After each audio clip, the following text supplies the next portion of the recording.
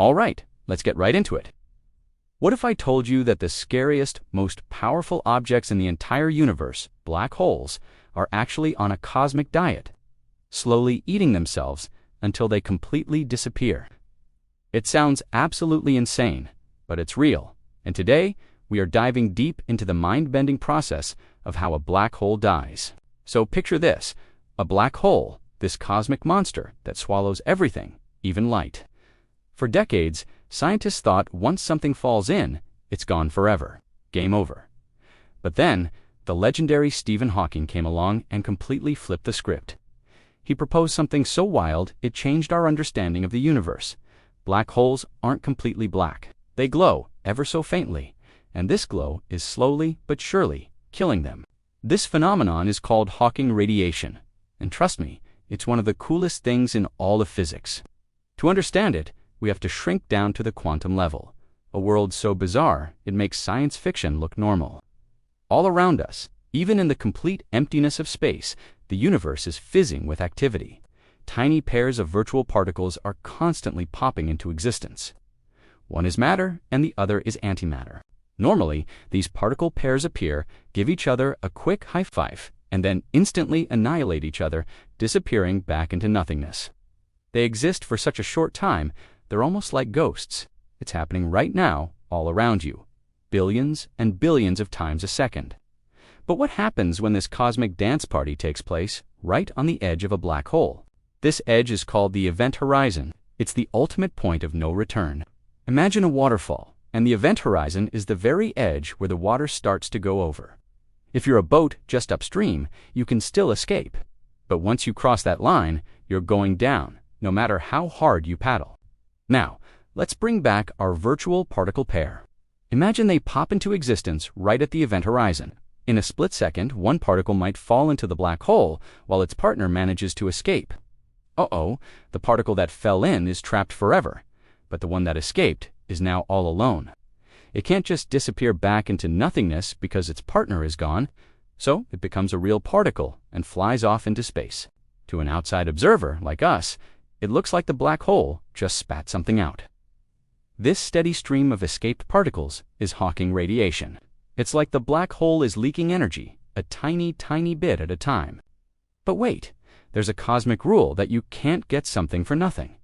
Energy can't just be created out of thin air. So where does the energy for this newly created real particle come from? It comes from the black hole itself. Think of it like this.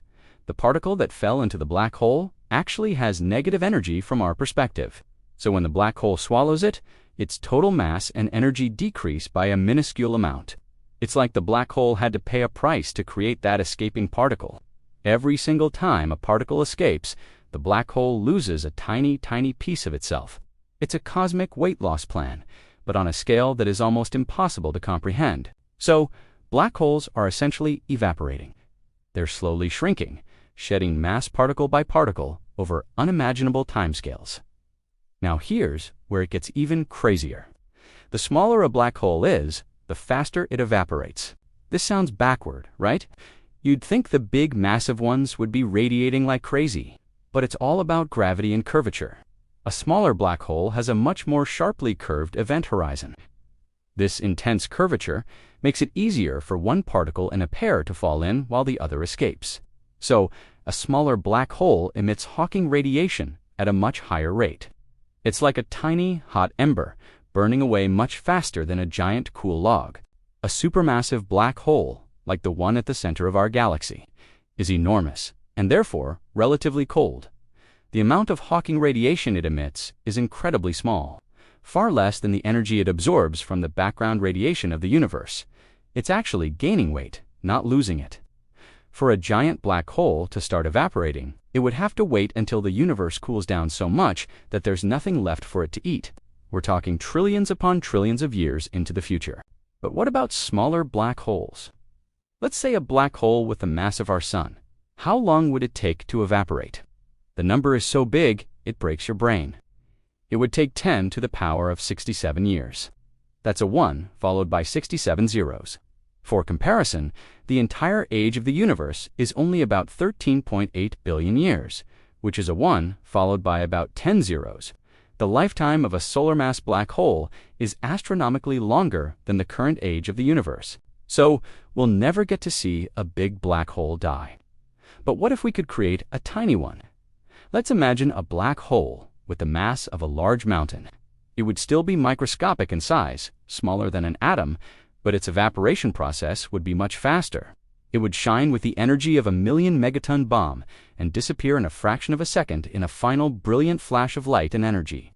Scientists are actually looking for these final flashes, called Gamera bursts, as possible evidence of primordial black holes from the Big Bang finally ending their long lives. So, let's recap this incredible process. Empty space isn't empty. It's filled with virtual particles.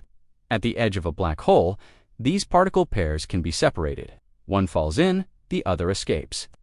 The escaping particle becomes Hawking radiation, and the black hole pays for it by losing a tiny bit of its own mass. Over an insanely long time, this process causes the black hole to shrink, get hotter, radiate faster, and eventually, in one final spectacular burst, evaporate completely, leaving nothing behind but a puff of energy. From the ultimate cosmic prison to a slow, self-destructing furnace, the universe is truly more incredible than we can ever imagine. The fact that the most destructive force we know of contains the seeds of its own destruction is a beautiful, poetic truth about the cosmos. It shows that nothing, not even a black hole, lasts forever. Thank you so much for joining me on this journey to the edge of reality and back. It's ideas like these that make science so exciting. If your mind is as blown as mine is right now, make sure to hit that like button and subscribe for more adventures into the unknown. We're just getting started. See you in the next one.